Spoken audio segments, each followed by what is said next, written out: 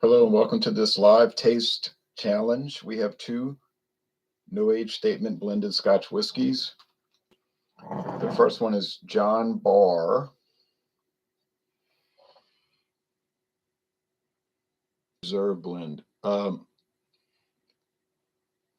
Reserve Blend is 80 proof. There are other John Barr expressions, but this is the only one I have, the only one I've seen around.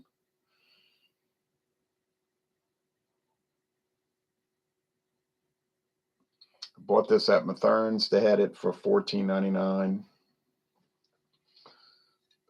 Cheaper than the regular price. I asked him, I said, well, why did you sell it so cheap? He said, I never sold any bottles of it since I bought it. They had a case that they ordered and they never sold any, so they wanted to get rid of it. It says since 1881, and it'll make you think that this has been around since 1881. But if you read the bottle carefully, it says, distilled, blended, and bottled in Scotland, John Barr and Company, Glasgow, a Whyte MacKay company, established 1881. So it's a company owned by Whyte and MacKay, who is from 1881. I did some trademark data and I found 1986. So this is maybe not quite 40 years old. The name John Barr is an old whiskey developer, from Scotland. They do this for these whiskey companies. They track down somebody who developed American bourbon that you say, well, I never heard of Jethro T. Boots, but it was a real person, it just, you never heard of him. Named for one of the great whiskey men of modern history, John Barr Reserve Blend marries single malt and grain whiskeys from the Speyside and Highland regions. So they're using two different single malts. This harmonious blend is smooth, elegant, and refined, like its namesake, who introduced the world to a richer type of Scotch whiskey. It is tradition moved forward. Okay. Product of Scotland. I don't know what the regular price is. We'll try to look it up. Okay. I have a little bit left, about 5 taste challenges left. Now, the competitor is Glen Logie blended Scotch whiskey. There's the Glen Logie. You can take a tour, hike on the trails in the national recreational area in those mountains or hills, look like mountains to me, in central Scotland. 2015 was the introduction date for this, from what I was able to find, and they talk about the Glen Logie on the front of the bottle. And distilled, blended, and bottled in Scotland, Hay and MacLeod Limited. I did some research on Hay and MacLeod. Guess who owns them? John Whyte and MacKay. Whyte and MacKay. So two products from different parts of the same company. Burley Sullivan says, Ron, have you tried Juice Force IPA from the Voodoo Ranger series? I haven't seen Juice Force, except people talking about it on the internet.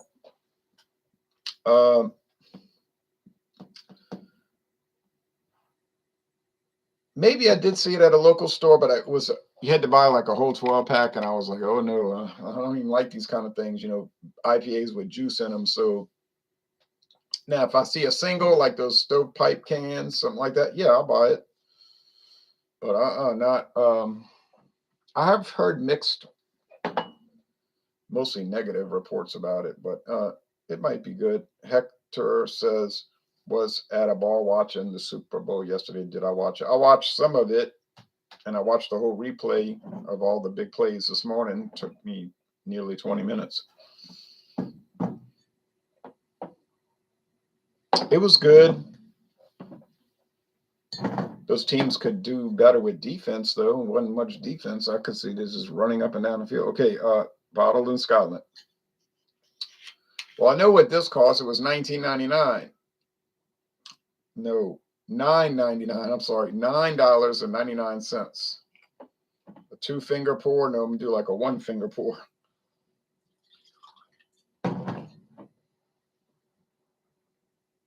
Yeah, well, not even a 1-finger pour, really. I don't need a whole lot to taste it.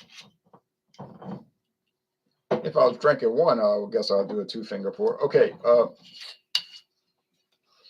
so I paid $9.99 for that. That's the regular price if you can find that 750 milliliter bottle. I paid $14.99 for this, and I don't think that's the regular price.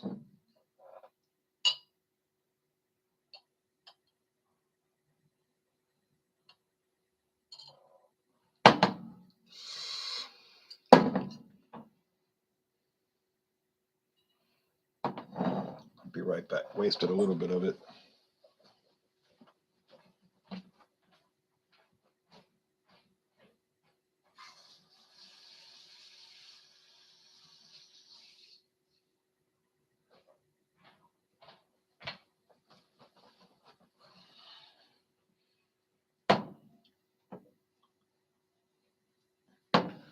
So John Barr, is it pretty common?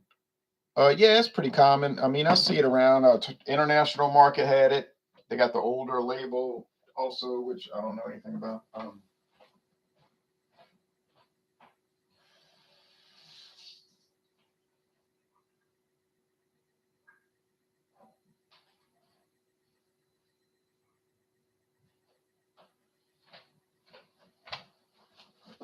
I haven't seen the 12-year aged. I haven't seen the travel exclusive because obviously I didn't go to the airport to look for it. I wasn't making international travel. Wasn't going to international travel. I was happy they gave free hamburgers and hot dogs wrapped in bacon at the bar. Well, that was nice. It was very nice. And that's a smart thing to do, and people will order more, and hopefully they'll behave, you know. All right, let's see. John Barr. Liam Gillespie says, hey, Jay, just enjoying a Big Mac and a Corona. Happy Monday. Well, happy Monday to you. Okay, so that's the John Barr website. I'll put the link below. There's a bunch of write-up on it. Carefully selected. But did you ever read any whiskey stuff that said was, carelessly selected, where they say it's just trash or anything like that? I don't believe you did.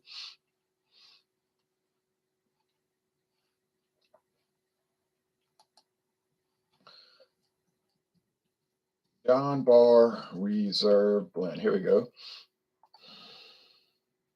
Total Wine and More has it. Out of stock. What? But it might be in stock. Okay, it's out of stock. But it's not too far away in Louisiana. Too far for me. But I don't plan to buy it again anyway. Oh, $23.90, $23.49.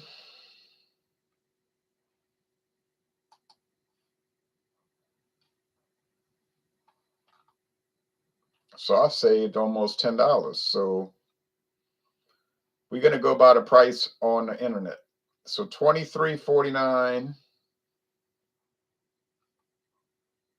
versus $9.99. That's a big difference. Are you a fan of jambalaya soup? I never heard of that. Heard of jambalaya. I heard of soup. I never heard of jambalaya soup. Yo says Obsidian Hemisphere. Drinking a King Cobra 40-ounce. I used to like King Cobra more years ago. They changed the recipe. I was thinking maybe they cheapened it. I don't know if they cheapened it. It just doesn't seem to be as good anymore. They're always fresh at the store by me. I guess that they're fresh, but I've had them fresh. I don't know. Maybe I'll revisit it eventually. I see it all the time, King Cobra. And I never let the smooth taste fool me, King Cobra. All right.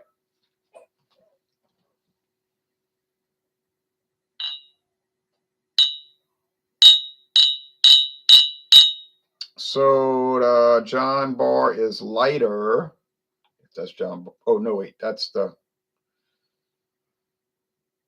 Glen Logie. So Glen Logie's lighter. Not much, just a little bit. And remember, they're from the same company. Well, at least parts of the same company.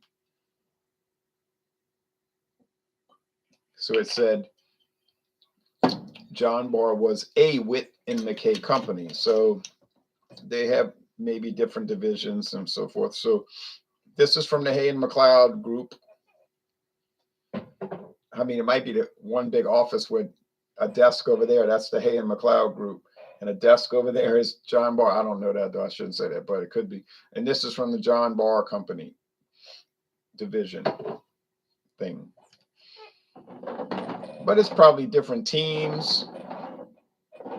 Each company's probably registered legally, in Scotland or London as the official thing. But it could just be teams.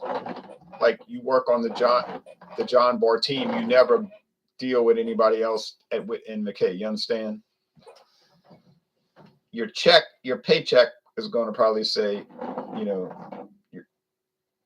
it's coming from Whyte and MacKay, but it might come from John Barr. And the Hay and McLeod people might get theirs from Hay and McLeod because they might have different addresses. But anyway, let's not get hung up on that. Let's not. You mean me not. Old English is back in the glass bottles. It is. I see it in the plastic still here. And I bought one that was Best by July. No, maybe it was June 23rd.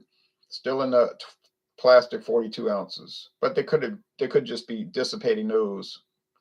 But I saw a lot of Steel Reserve and a lot of Old English at a store last week.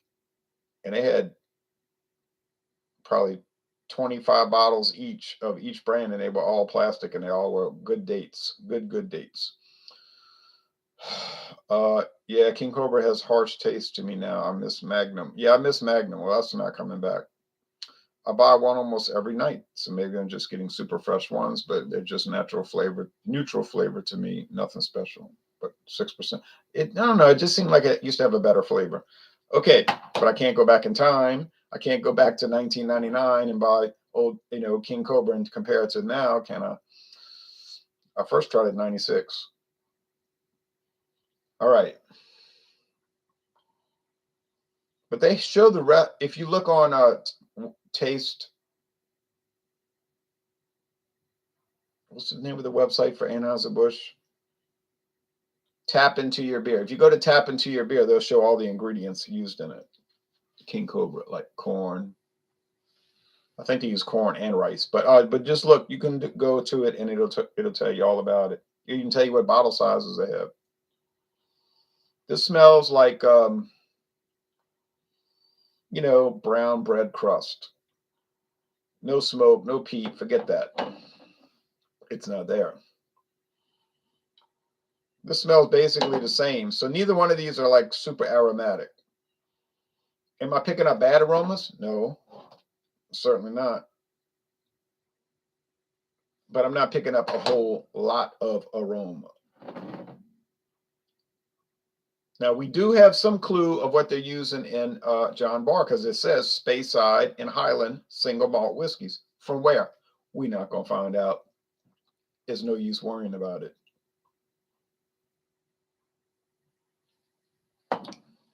These Scotch companies trade back and forth with each other all the time. They do the same thing in the United States. Just because Sazerac's bottling it doesn't mean they distilled it. They could have got it from somebody else. If it says, now you got to read the label carefully, you see. That's what's going to clue you in on. Okay. Yeah, it just tastes like bread, sweet sugar bread. Sweet corn, bread dough. The corn, the sweetness and the sugar corn things probably coming from the grain whiskey. The bread dough flavor is probably coming from the single malt. Tastes fine. I mean, would I buy it? Is it worth $24.99 for a handle? Yeah.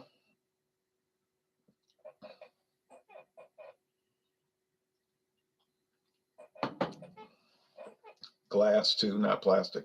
Any bite or burn or badness to it? Nah.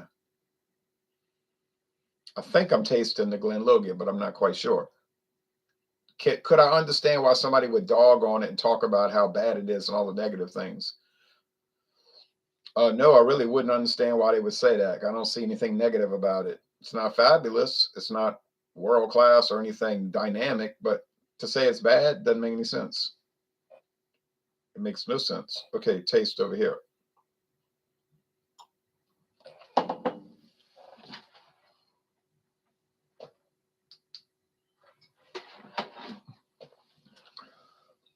Okay, John Barr. How do I know that? It's got smoke. Not a lot. Got a little. It's there. I tasted it. peaty smoke.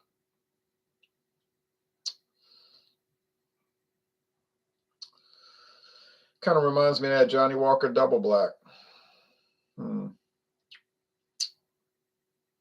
Less sweet.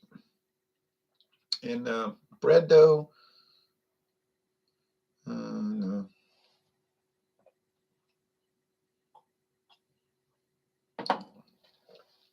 Yeah, honey top white bread dough. Honey top white bread crust. Sorry.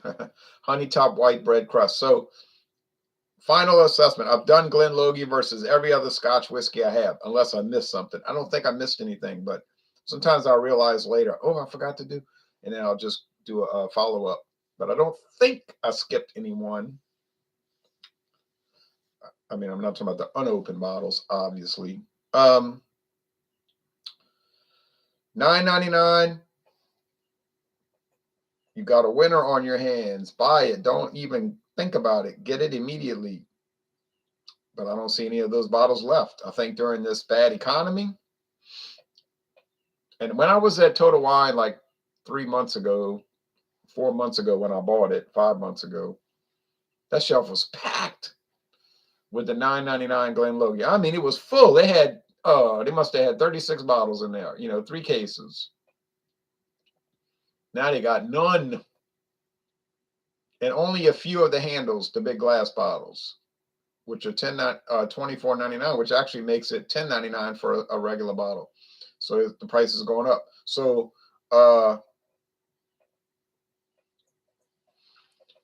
do they have a number of people around New Orleans that like to buy inexpensive Scotch? Evidently so. And I think they're enjoying it, so I like it. It'd be in the A range, might be A minus, 90 or 91, 92. Wouldn't go lower.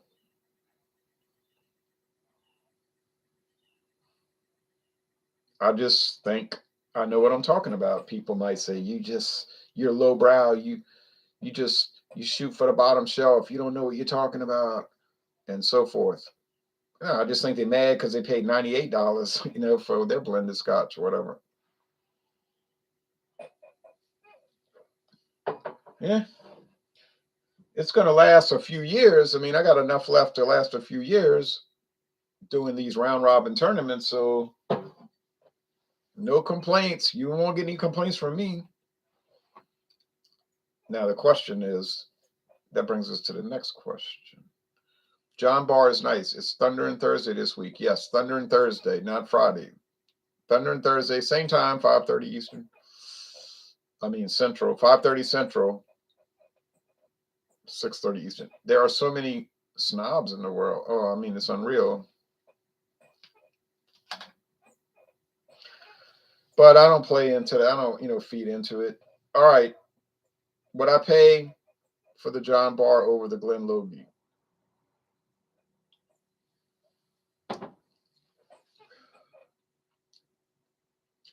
It's a more developed flavor. I'm not going to sit here and pretend like it's not. It is a better product. It has the smoke, the peatiness, the maybe a lighter body, smooth finish. Everything's nice about it. Ain't nothing wrong with John Barr. You're going to raise the bar if you buy John Barr. But there is one little problem, minor little problem. You're going to buy a regular size bottle of John Barr for $23.49. You could buy a handle,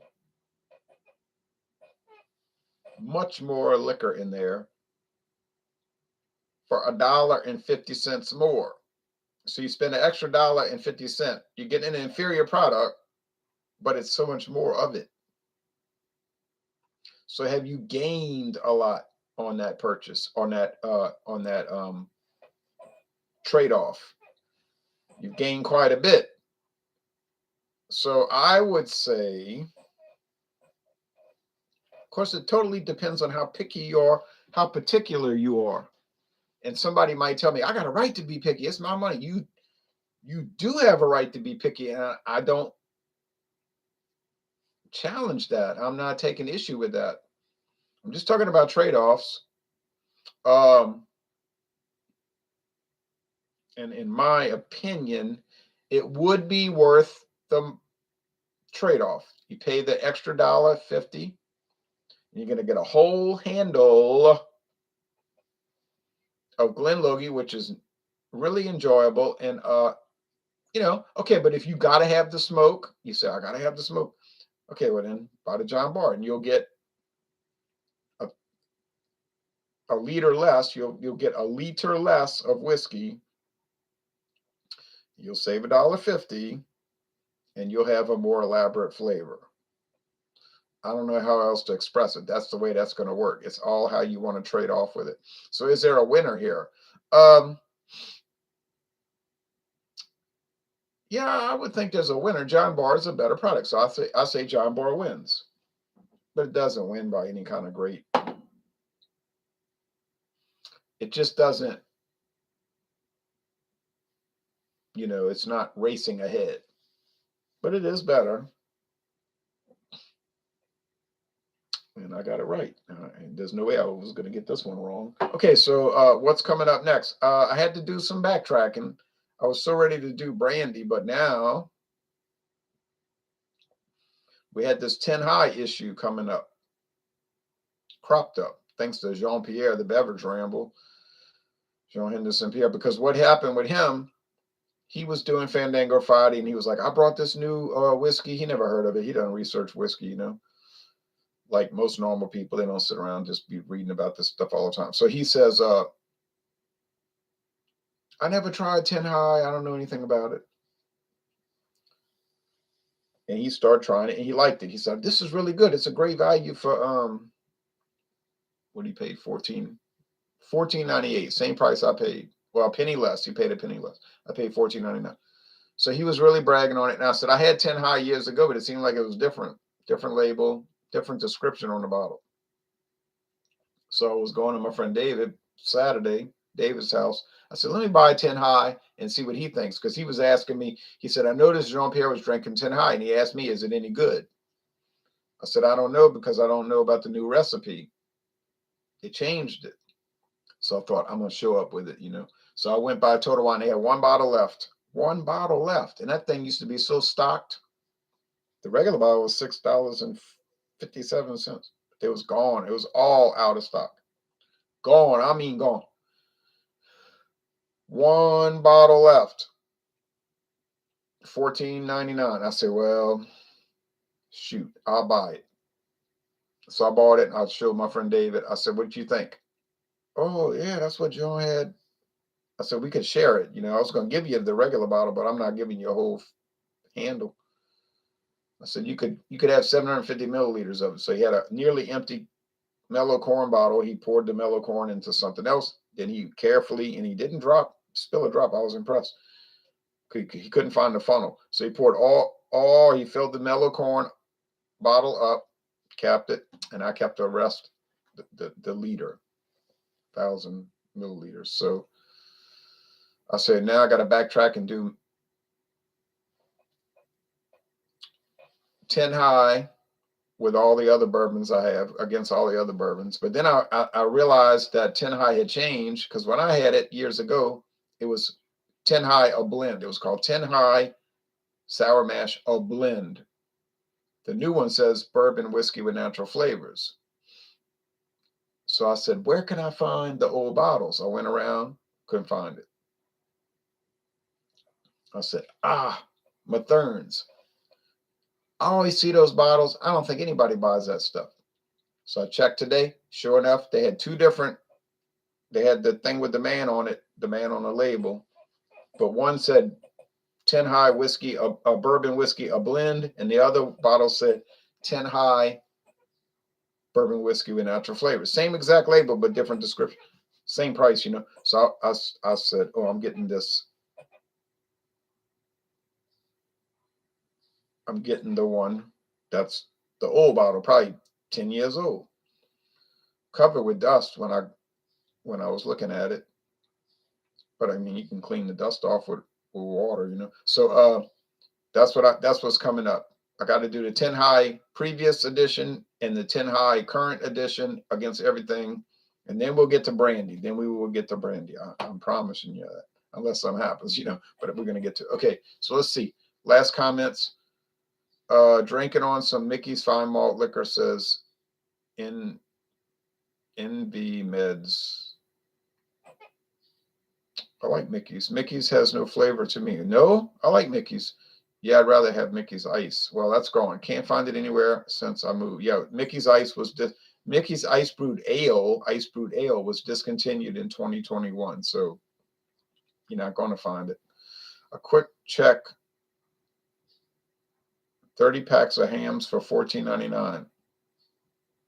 Oh, I'd buy that all the time. For that price, that would be the beer in my house. I got to pay significantly more. Yeah, Miller Brewing Company, Molson Coors, they discontinued a lot of beers in 2021. They probably just had too many beer brands, and I guess a lot of them were kind of low sellers, you know, poor sellers. We used to buy Keystone Ice all the time, but I'm talking about 3 people, you know, not 1,000 people. So anyway, all right. So John Barr is the winner, you know, in a sense of it. So starting tomorrow, we back to bourbon of a sort. Magnum is not coming back. Forget about Magnum. It's just like Charlie's Angels. It's over. Yeah, that's nice stuff. So John, so that's it for Scotch whiskey for now. And then we're going back to bourbon. And then once we get past that, which is going to take a while because I got so much, then we're going to go into brandy. Brandy. Okay. Thanks for watching, everybody. Y'all take care now.